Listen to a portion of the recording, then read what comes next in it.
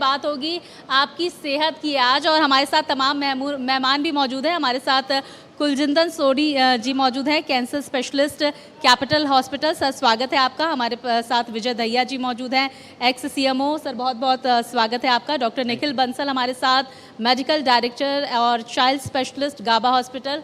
स्वागत करूंगी आपका। और साथ ही डॉक्टर हमारे साथ डॉक्टर BS गाबा हमारे साथ, डायरेक्टर गाबा हॉस्पिटल मौजूद हैं। आप चारों का बहुत बहुत स्वागत इंडिया न्यूज़ हरियाणा के इस खास मंच पर। और सबसे पहले डॉक्टर BS गाबा साहब, सर मैं आपके पास आऊँगी और बात, क्योंकि मैंने कहा कि देखिए आज वर्ल्ड हार्ट डे है, कैसे अपने दिल को सुरक्षित रखा जाए, अपने दिल का ख्याल कैसे रखा जाए, ज़रा बताएं। Good afternoon to everybody. आज बड़ी खुशी हुई मुझे यहाँ आकर के, और ये सर माइक थोड़ा ऊपर कर लीजिए प्लीज। यहाँ आके बड़ी खुशी हुई और बड़ा अच्छा लगा जो आपने आयोजन किया है। इसकी बड़ी सख्त ज़रूरत थी कि एक सेमिनार हो जिसमें पता लगे क्या सरकार कर रही है, क्या सरकार में त्रुटियां हैं, क्या और इम्प्रूवमेंट की ज़रूरत है। हेल्थ डिपार्टमेंट के बारे में पहले मैं बताऊंगा। हम 40 साल से एक बहुत बड़ा multi speciality super speciality hospital कर रहे हैं, जिसके अंदर सभी कुछ एंजियोग्राफी से लेके किडनी के सभी तरह के डिजीज इलाज करते हैं। और हम आयुष्मान भारत की स्कीम को हरियाणा में सबसे ज़्यादा पेशेंट्स को हम ट्रीट करते हैं। सभी पैनल्स, ECI, रेलवे सभी पेशेंट्स को डील करते हैं। गवर्नमेंट की जितनी भी स्कीम है हम उनको फॉलो करते हैं। सरकार ने बिल्कुल सर, देखिए हम क्योंकि हमने जिक्र किया, हम सबसे पहले बात करेंगे वर्ल्ड हार्ट डे और कैसे अपने दिल को हम सुरक्षित रख सकते हैं, कैसे इसका ध्यान रख सकते हैं, और क्या कुछ हम अपने दिनचर्या में, अपने डेली रूटीन में बदलाव करें जिससे अपने आप को सुरक्षित रख पाएँ तमाम डिजीज़ से। क्योंकि इस वक्त जो तमाम वायरसेस फैल रहे हैं और डेंगू, मलेरिया, हर जो बीमारियाँ हैं उसका प्रकोप लगातार बढ़ता जा रहा है। वर्ल्ड डे के लिए पहले तो मैं सबको मुबारक देता हूँ। इस दिन को हमें इस तरीके से मनाना चाहिए कि हम इस बीमारी, हार्ट की बीमारी से बच सकें। हार्ट की बीमारी इंडिया के अंदर मेरा ख्याल है नंबर 1 पे है। कुछ जेनेटिकली हम लोग प्री डिस्पोज्ड हैं इस बीमारी से, और हमारे यहाँ इंडिया में ये हार्ट की बीमारी यंग एज में हो रही है। वेस्टर्न कंट्री या दूसरे कंट्री से 10 साल पहले हमारी पेशेंट्स को हो रही है, और बड़ी खतरनाक तरीके से हो रही है। वजह क्या है सर इसकी? इसकी वजह 2-3 है। एक तो जेनेटिकली प्री डिस्पोज्ड है। नंबर 2, हमारा खाना पीना जो पहले था देसी घी, मक्खन, घी पे है। फिजिकल एक्सर्शन हमारा ख़त्म हो गया है। पुराने ज़माने में क्या था, एग्रीकल्चर, खेत में जाते थे, काम करते थे, हल चलाते थे, जितना घी मक्खन खाते थे तो सब पच जाता। अब क्या होता है, मोटरसाइकिल आ गए, इंडस्ट्रियलाइजेशन हो गई, एडवांसमेंट होगी। खेत में भी जो लोग जाते हैं मोटरसाइकिल पे जाते हैं। पहले मैंने खुद अपने हाथ से चारा काटा हुआ है, अब कहाँ चारा काटा रहे, मशीन नज़र नहीं आती है। तो एक्सर्शन ही ख़त्म हो गया। जब फिजिकल एक्टिविटी रही नहीं है, स्ट्रेस बढ़ गया है। लेकिन सर जो लोग जिमिंग भी करते हैं उनके अंदर भी आजकल बहुत सारे डिजीज़ देखने को मिल रहे हैं, और हार्ट अटैक एक जो कॉमन इस वक्त हमें प्रॉब्लम देखने को मिल रही है कि बहुत यंग एज में लोगों को अपनी जान से हाथ गंवाना पड़ रहा है। 30 साल के युवा, 35 साल के युवा, 40 साल के युवा। वजह क्या है सर इसकी? मैं समझा नहीं आपका क्वेश्चन, रिपीट करिए। बिल्कुल सर, देखिए मैं ये कहना चाहूँगी आपसे कि ये जो युवाओं में इस वक्त हार्ट अटैक के बहुत सारे केसेस सामने आ रहे हैं, वजह क्या है इसकी? आप क्या कहेंगे कि फ़िज़िकल एक्टिविटीज़ नहीं करते, जबकि ये कहा जा रहा है जिम में कोई ट्रेनिंग कर रहा है, जिम में कोई वर्कआउट कर रहा है, उस वक्त इस तरह के एक्सीडेंट हो रहा है। इस पर क्या कहेंगे सर आप? इसका मेन नंबर 1 मैंने बताया कि we are genetically predisposed. सारे वर्ल्ड में हम इंडिया की जो पॉपुलेशन, एशियन कंट्रीज की पॉपुलेशन है, उनके अंदर ट्राइग्लिसराइड, कोलेस्ट्रॉल की लेवल बहुत ज़्यादा है, और हमारे यहाँ मेडिकल चेकअप कुछ है नहीं है। तो suddenly patient get heart attack, और you will surprise to know 10% patient die on the first attack at the spot. तो पेशेंट को पता नहीं है, बंदे को, जो नॉर्मल बंदा है, जिम कर रहा है, एक्सरसाइज कर रहा है, उसको पता ही नहीं कि उसको हार्ट की प्रॉब्लम होने की कोई संभावना है।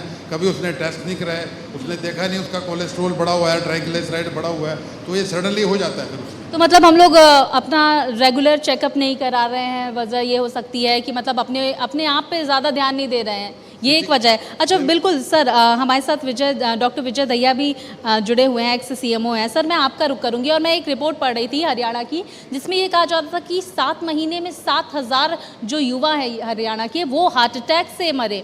वजह क्या है सर इसकी? देखिए, जैसे डॉक्टर साहब ने कहा कि एक तो हम प्री डिस्पोज्ड हैं, लेकिन उससे भी महत्वपूर्ण है आज का जो हमारा पैटर्न है, खाने पीने का जो तरीका है वो बदल गया है।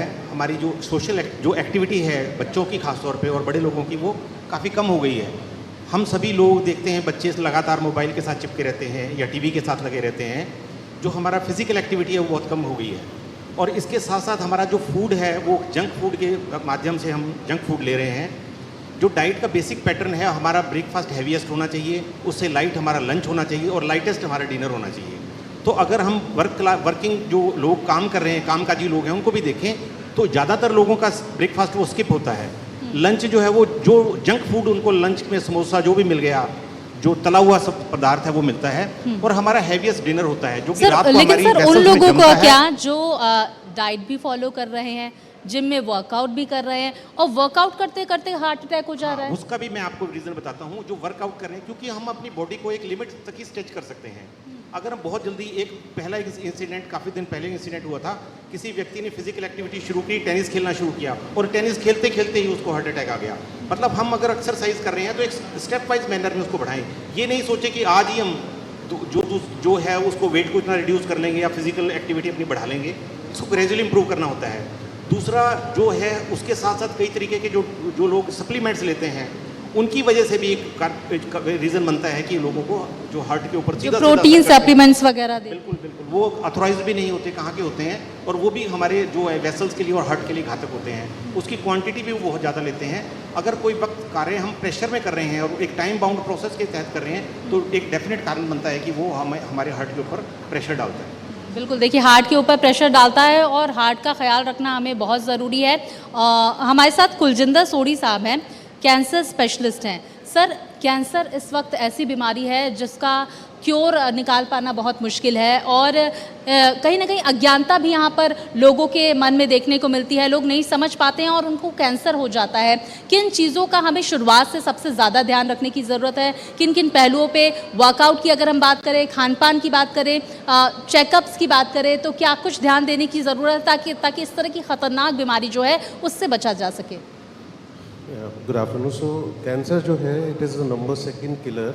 अभी आफ्टर हार्ट अटैक सबसे ज़्यादा डेथ्स कैंसर से हो रही है, और दिन ब दिन ये बीमारी बहुत बढ़ रही है। जैसे आपने कहा, आप मानेंगे नहीं, बच्चों से लेके 6 महीने के बच्चे से लेके 100 साल के बुजुर्ग में कि कैंसर हो रहा है। हालांकि इससे पूरी तरह से बच पाना तो बहुत मुश्किल है, बट बहुत सारी चीज़ें किसी भी हेल्थ को ठीक करने के लिए, जिसमें हार्ट डिसीज़ हो गया, कैंसर हो गया, लाइफस्टाइल डिसऑर्डर्स जिसको हम बोलते हैं, डायबिटीज़, हाइपरटेंशन, ये सब चीज़ों का एक ही निवारण है: व्यायाम करना, वज़न कम करना, और प्रॉपर तरीके से खाना पीना खाना, स्ट्रेस कम करना। देखिए, जो मेन रीजंस होते हैं कैंसर के, उसमें केवल 10% रीजंस ही जेनेटिक होते हैं। यानी कि मदर से बच्चे में कैंसर आना या फैमिली में कैंसर रन करना। 90% में से 50% कैंसर बचाया जा सकता है अगर आपका फूड हैबिट्स अच्छे हैं। उम्र को चेंज नहीं कर सकते, लेकिन बहुत सारी चीज़ें ऐसी हैं जो चेंज कर सकते। जैसे मैंने बताया, आपका खाना पीना ठीक रखना, व्यायाम करना, स्ट्रेस कम करना, और नियमित चेकअप कराना। जैसे कि फीमेल्स में स्तन कैंसर सबसे ज़्यादा कॉमन है। हमारे हिंदुस्तान में हर 7 महिला में से 1 महिला को स्तन कैंसर होना है, ये एक फिगर है। वेस्टर्न पीपल में 4 में से 1 महिला को कैंसर होता है। तो ये ऐसा नहीं है कि सब, जब इतना कॉमन बीमारी है तो इसका चेकअप नहीं है। हाँ, तो सिम्टम्स सर क्या होंगे? सिम्टम्स, ऐसे सिम्टम्स जिन पर ध्यान देने की ज़रूरत है, आपने कहा बहुत कॉमन है। और साथ ही साथ मैं ये भी जानना चाहूँगी, क्योंकि मैंने अज्ञानता का जिक्र किया, बहुत सारे लोगों को लास्ट स्टेज में पता चलता है कि उन्हें कैंसर है। क्या किन किन चीज़ों का हमें ध्यान देने की ज़रूरत है? और आपको लगता है कि हमें रेगुलर चेकअप एंड आपने जिक्र किया फूड हैबिट, अब हम लोग जो खाना खा रहे हैं वो भी मिलावटी खा रहे हैं, कैसे भरोसा करें कौन सा खाना खाएं, कौन सा नहीं खाना खाएं? सर, कैंसर के इनिशियल सिम्टम्स बहुत आम सिम्टम्स हैं। देखिए, जब तक मरीज़ को दर्द नहीं होता या तेज़ बुखार नहीं आता तो वो हॉस्पिटल नहीं जाता। अर्ली सिम्टम्स में जैसे स्तन कैंसर की बात करें अगर हम, तो सबसे पहले गिल्टी महसूस करनी। तो काफ़ी सारी ऐसा नहीं है कि अवेयरनेस नहीं है, बहुत सारी लेडीज़ को पता है। हमारे पास रोज़ पेशेंट्स ऐसे आते हैं जिन्होंने नहाते वक्त चेक किया कि उनको एक गिल्टी थी जो पहले नहीं थी। तो शुरू के सिम्टम्स किसी भी प्रकार के कैंसर के ऐसा नहीं कि नहीं होते हैं, पर बहुत सटल होते हैं। धीरे धीरे जैसे वो कैंसर बढ़ता है, आसपास की नसों को इन्वॉल्व कर देता है, तो फिर ये पेन, फीवर, ब्लीडिंग, कफ, ये सब होता है। तो हम थोड़ा सा ये सतर्क रखते हैं, जैसे कि हमारे इस तरफ के एरिया में तंबाकू पान बीड़ी खाने वाले बहुत लोग हैं, तो उनका ओरल चेकअप, उनके हेल्थ कैंप्स इम्पॉर्टेंट है। हम जाते हैं, उनके ओरल कैविटी को स्क्रीन करते हैं, उनको समझाते हैं कि कोई भी लाल रंग का चकत्ता या सफ़ेद रंग का चकत्ता या मुंह में कोई छाला जो दवाई से ठीक ना हो रहा हो, या खांसी हो रही हो, या उनकी आवाज़ में फ़र्क आ गया हो, स्वॉलोइंग डिफ़िकल्टीज यानी खाना खाते हैं तो दर्द होता हो, तो ये सब सिम्टम्स ना हर प्रकार के कैंसर के अलग अलग हैं। जी बिल्कुल। और अगर इस तरह के सिम्टम्स आपको दिखते हैं तो आप ज़रूर डॉक्टर के पास जाएं और अपना चेकअप कराएं। हमारे साथ डॉक्टर निखिल बंसल भी मौजूद हैं। सर, मैं आपका रुख करूंगी, चाइल्ड स्पेशलिस्ट हैं आप, बदलते मौसम में बच्चों को कैसे बीमारियों से बचाएं? Good afternoon. जैसे कि आजकल viral fever, dengue, malaria, typhoid ये पीक पे है। बदलते मौसम में हर मौसम में डिजीज़ भी बदलती है। सर्दियाँ आएगी, खांसी ज़ुकाम पीक पे आएगा। आजकल के मौसम के अनुसार सबसे ज़्यादा डिजीज़ जो है वो मस्कीटो बोन्स है, मच्छर के काटने से होती है। तो इस सीज़न में बच्चे, बड़े, बुज़ुर्ग सभी लोग अफेक्टेड होते हैं। तो जैसे कि बच्चों की आप बात कर रहे हैं, तो बच्चों को बचाने के लिए सबसे जो मोस्ट कॉमन है, बच्चे बाहर निकलते हैं तो हमें उनको फुल स्लीव्स के कपड़े पहनाने चाहिए और मस्कीटो रेपेलेंट्स क्रीम का यूज़ करना चाहिए। घर में हमें लिक्विड मस्कीटो रेपेलेंट्स या जैसे भी हमें कॉइल्स यूज़ करनी चाहिए। फिर भी उनको अगर बुखार आता है ऑल प्रिकॉशंस के बाद भी, तो अपने नियरेस्ट पीडियाट्रिशियंस को मिलना चाहिए। पैरासीटामोल का सिरप घर पे रखना चाहिए, वो देना चाहिए। कोई भी अनअप्रूव्ड डॉक्टर से मिलके कोई भी ऐसी मेडिकेशन नहीं देना चाहिए, ओवरडोजिंग नहीं करना चाहिए। फीवर के बाद लगातार बुखार रहता है तो कोई भी डॉक्टर की सलाह से हमें रिलेटेड या कोई भी उसके कंटिन्यूस पे टेस्ट वगैरह कुछ भी करवाना चाहिए।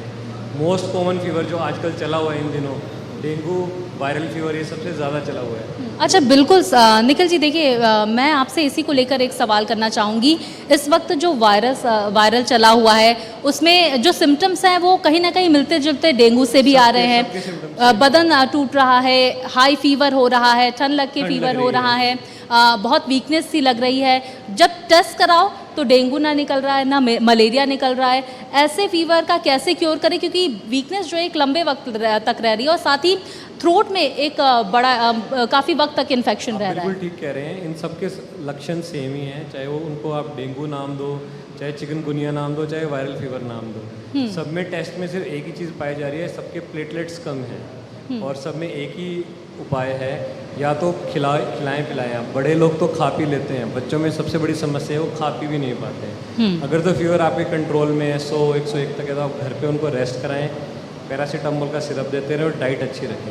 आपको लगता है कि फीवर आउट ऑफ कंट्रोल जा रहा है, 102-103 तक आ रहा है, ठंड लगे जा रही है, तो यही सजेशन है कि उनको एडमिट करवाएं, उनको एक सिंपल ड्रिप लगवाएं और पैरासीटामोल देते रहें। बहुत ज़्यादा मेडिकेशन का रोल इसमें नहीं है।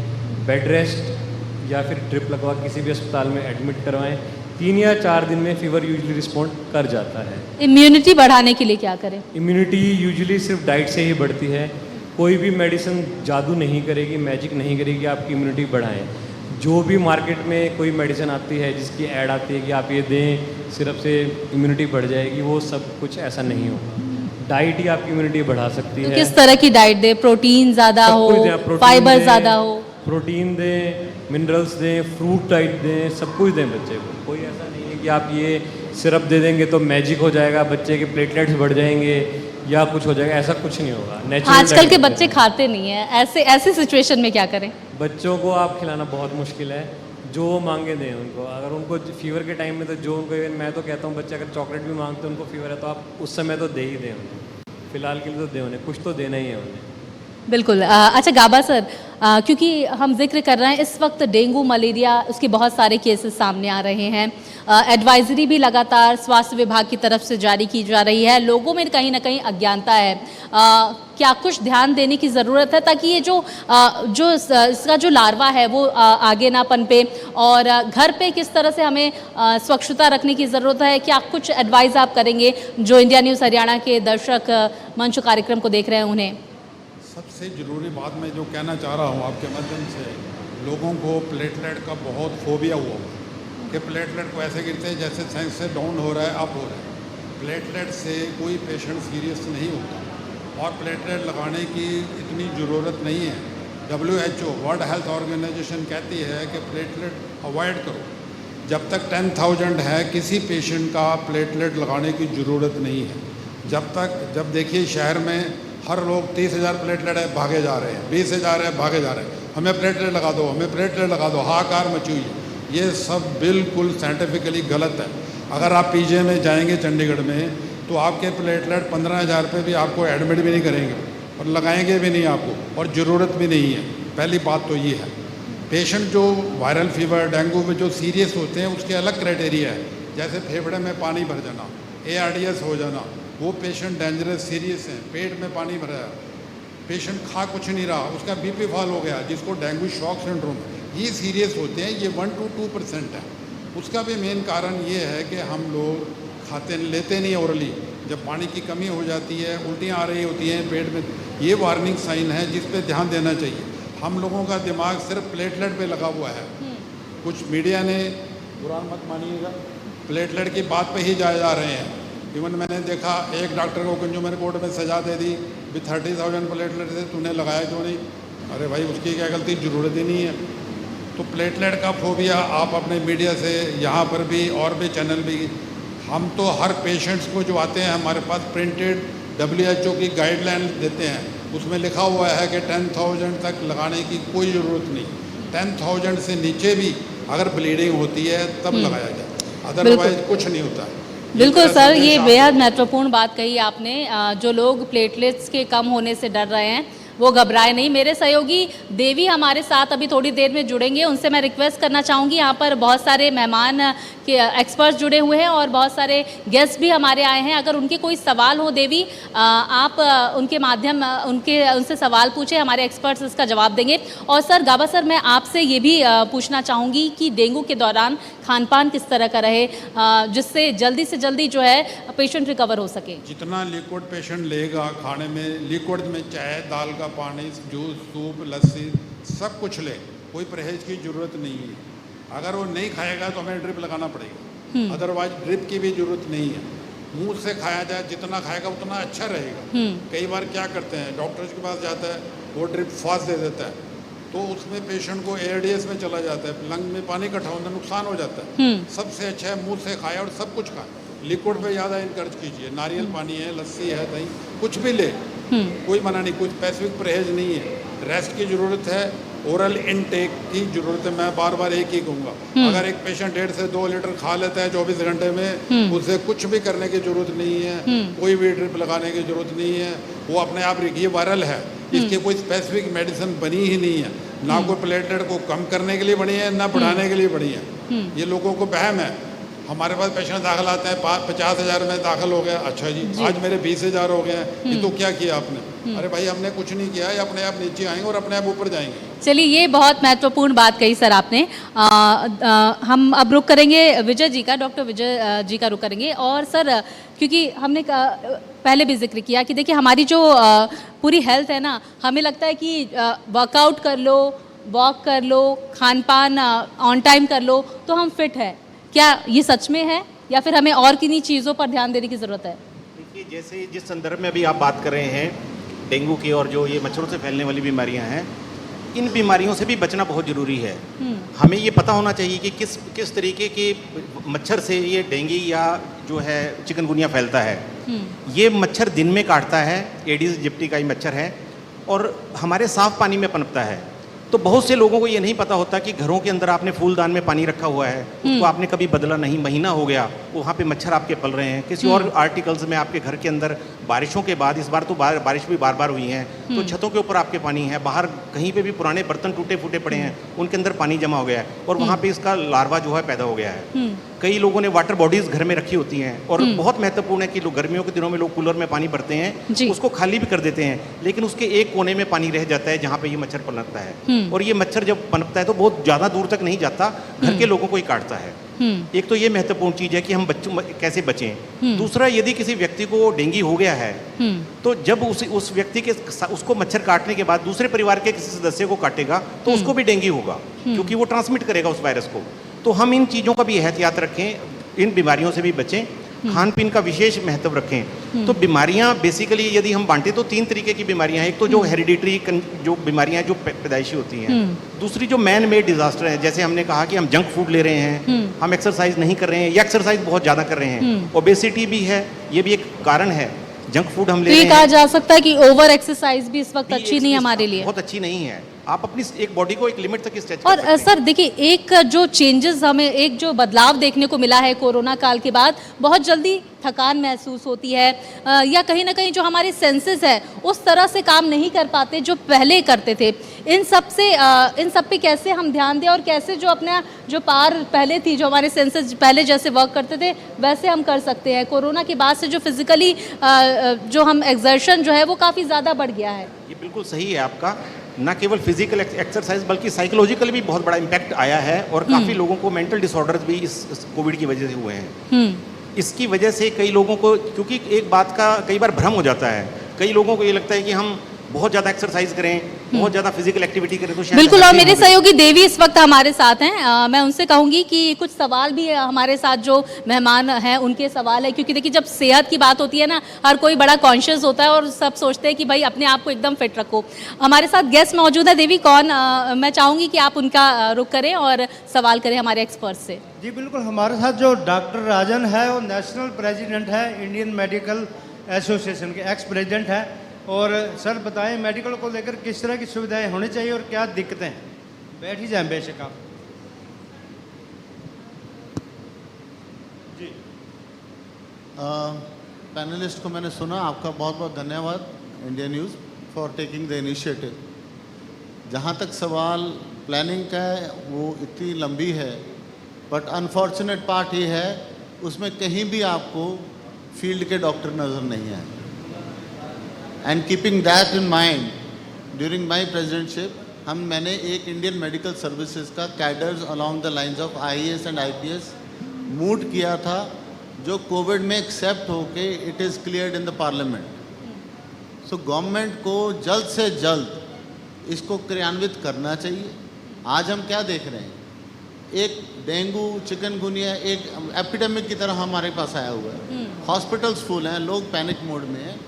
सो एपिडेमिक रिसर्च इंस्टीट्यूट्स रिसर्च में जब तक नहीं जाएंगे और स्पेशलिस्ट कार्डर नहीं अवेलेबल होगा, and there is not even availability of drugs, ये किसी की ब्लेम नहीं है, लैक ऑफ प्लानिंग। हमने इतनी बड़ी बिल्डिंग्स बना ली हैं बट वो बिल्डिंग्स इलाज नहीं करेंगे। एक तरफ हम मेडिकल एजुकेशन को इतना एक्सपेंसिव, तभी कहते हैं ना health is wealth. Health is wealth will become wealth if you consider doctors as a wealth and an asset. Medical education सस्ती होने की बजाय जब मैं पढ़ा और अब हूँ तो एक MBBS 1 करोड़ में जा रही है। So how will the doctor earn so much of money? His life ends in a loan phase. So I still say, wake up from your COVID was enough to ramp up the infrastructure. But please learn from Southeast Asian nations and the world कि अपने assets को mock drills करके आप उसको और consolidate कीजिए, अपने ventilator protocols लीजिए, visit new protocols, only then we can think of the future. नहीं तो ये हर साल ऐसे ही आएगा। अच्छा, ये बहुत अभी WHO की मैं बहुत शुक्रिया सर, आपने अपना पक्ष हमारे मंच पर रखा। और मैं विजय जी का रुख करूँगी। सर, हालिया WHO की एक रिपोर्ट आई है जिसमें ये कहा गया भाई अब जो वायरस आने वाला है ना, कोरोना से 7 गुना ज़्यादा खतरनाक आएगा। अब इस वायरस से कैसे बचे सर? चैलेंज है ये मेडिकल साइंस के लिए और हमारे लिए भी। ये बहुत पुरानी एक कहावत है कि सर्वाइवल ऑफ द फिटेस्ट। तो जिस तरह से ह्यूमन बीइंग इस अर्थ के ऊपर, सिर्फ इस अर्थ पे रहने के लिए ह्यूमन बीइंग्स ही सफिशिएंट नहीं है, या उन्हीं का अधिकार नहीं है। बैक्टीरिया, वायरस और जो एनिमल्स हैं, प्लांट्स हैं, उनका भी इस ज़मीन पर अधिकार है। और जो सर्वाइव करता है वो जब फिट होता है तो सर्वाइव करता है। इसी तरह से आपने देखा होगा कि मच्छरों का आकार बढ़ रहा है, मच्छरों का साइज भी बढ़ रहा है, तो वायरस भी अगर उसको सर्वाइव करना है तो वायरस जो है वो बहुत ज़्यादा स्ट्रॉन्ग होकर आएगा, तभी वो सर्वाइव करेगा, अदरवाइज एलिमिनेट हो जाएगा। तो लेकिन उसके बचाव अगर करना है तो हमें अपने इक्विपमेंट को भी, जैसे डॉक्टर साहब ने कहा, अपने इंफ्रास्ट्रक्चर को, अपने डॉक्टर्स को भी स्ट्रेंथन करना पड़ेगा और मेडिकल एजुकेशन के ऊपर फोकस करना पड़ेगा। जैसे एक अचीवमेंट रही है हिंदुस्तान की, हमने बहुत अच्छी वैक्सीन तैयार कर ली, समय से वैक्सीन तैयार कर ली, और इस वजह से हम बहुत सारी पॉपुलेशन को, बहुत सारी जानों को बचा पाए, न केवल हिंदुस्तान के लोगों की बल्कि विश्व स्तर पे भी बहुत से लोगों को हमने एक्सपोर्ट किया, उनकी जान बचा पाए। लेकिन इससे महत्वपूर्ण है कि एक तो डॉक्टर की तरफ, डॉक्टर प्रोफेशन की तरफ लोगों का रुझान बढ़े।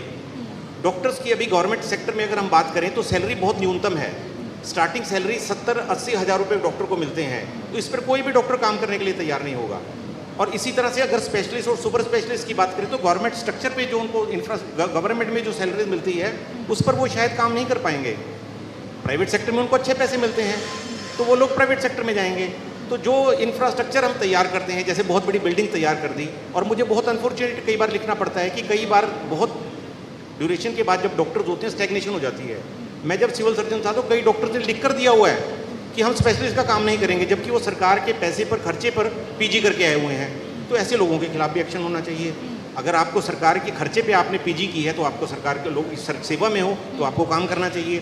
लेकिन सरकार को भी कुछ ऐसे इंसेंटिव डॉक्टर्स को देने चाहिए, क्योंकि कोविड के समय में तो डॉक्टर्स को भगवान भगवान भगवान, लेकिन जैसे ही कोविड खत्म हुआ, हमारी ज़रूरतें कुछ कम हुई, तो फिर वो डॉक्टर का वो रुतबा नहीं रहा जो होना चाहिए। क्योंकि यदि हम प्रिपरेशन नहीं करेंगे, तैयारी नहीं करेंगे, तो हम कैसे डिज़ास्टर के साथ फाइट कर पाएंगे। बिल्कुल, प्रिपरेशन बहुत ज़रूरी है और प्रिपेयर होना भी पड़ेगा, क्योंकि एक बड़ा चैलेंज जिस तरह से WHO की रिपोर्ट आई है, एक्स नाम दिया गया है जो वायरस आने वाला है। क्या कुछ खान पान में बदलाव करें हम, किस तरह की रूटीन फॉलो करें जिससे हम बीमारियों से, वायरसेस से बच सकें हैं? देखिए, जब भी पॉपुलेशन बढ़ती है, जैसे इंडिया बहुत ओवर पॉपुलेटेड कंट्री है, तो इन्फेक्शंस लाजमी है बढ़नी है, स्पेशली वो इन्फेक्शंस जो एक दूसरे से ट्रांसमिट होती है, ट्रांसमिसिबल इन्फेक्शंस। तो ये समय से रहा है, जैसे जैसे पॉपुलेशन एक्सप्लोजन हुआ है, वैसे वैसे कोई ना कोई कुदरती वजह से उसका डाउनफॉल भी हुआ है। मुझे ऐसा लगता है कि खाना पीना तो बहुत ज़रूरी है, खाने पे कंट्रोल भी ज़रूरी है, व्यायाम ज़रूरी है, अपनी सेहत का ध्यान रखना सबसे ज़्यादा इम्पॉर्टेंट है। ओवर वर्क करना अच्छी बात नहीं है। तो जो हम आजकल एक दौड़ लग गई है पैसा कमाने की और काम करते रहने की, तो ये सब चीज़ों ज़रूरी है, लेकिन इससे ज़्यादा ज़रूरी ये है कि हमारी सेहत अच्छी हो। तो आपका ये कहना है सर कि मतलब फिजिकल हेल्थ से ज़्यादा इस वक्त हमें मेंटल हेल्थ की भी चिंता करनी चाहिए, उस पर ध्यान देना चाहिए? मेंटल हेल्थ एक ऐसा टॉपिक है जिस पे लोग सोचते ही नहीं हैं, उनको ये नहीं मालूम कि उनको कितना स्ट्रेस है। अल्टीमेटली स्लीपिंग पिल्स लेते रहेंगे, डॉक्टर्स के पास जाके मेडिसिन लेते रहेंगे, उसका सॉल्यूशन ये नहीं है। आपका 8 घंटे का नींद बहुत ज़रूरी है। कितने लोग ऐसे हैं जो 8 घंटे स्ट्रेच पे सोते हैं? तो ये इम्पॉर्टेंट चीज़ें हैं जो हम सेल्फ रियलाइजेशन से ही इसको बेटर कर पाएंगे। तो मुझे लगता है पैसा कमाना भी इम्पॉर्टेंट है, लेकिन अपनी सेहत का ध्यान रखना इक्वली इम्पॉर्टेंट है। सेहत का ध्यान रखना ज़रूरी है। और देखिए निखिल जी, जिस बात का हम लगातार जिक्र कर रहे हैं, एक स्ट्रेस जो होता है ना, आपकी हेल्थ पे भी असर डालता है, आपकी मुस्कान पे भी असर डालता है। तो स्ट्रेस मैनेजमेंट कैसे करें, वो एक बहुत बड़ा चैलेंज है, स्पेशली जब बच्चों में अगर बात करते हैं तो, क्योंकि सुसाइड के केसेस लगातार बढ़ते जा रहे हैं। जो बच्चे हैं उन पे एक अलग तरीके का प्रेशर होता है। ऐसे में पेरेंट्स कैसे उस प्रेशर को हैंडल करें, अपने बच्चे को कैसे समझाएं, किस तरह से टैकल करें? अभी जैसे डॉक्टर साहब बात कर रहे थे, अभी एक स्टडी हुई है कि लॉन्गेविटी के लिए क्या फैक्टर है। हम लोग कहते हैं जी कोलेस्ट्रॉल होना चाहिए, ये होना चाहिए। नो, अगर हम पिरामिड देखें तो नंबर टॉप पे क्या है? Interpersonal relationship and friendship plus family relationship. ये स्ट्रेस का सबसे बड़ा कारण ये है कि हमारे इंटरपर्सनल रिलेशनशिप ख़त्म हो गए।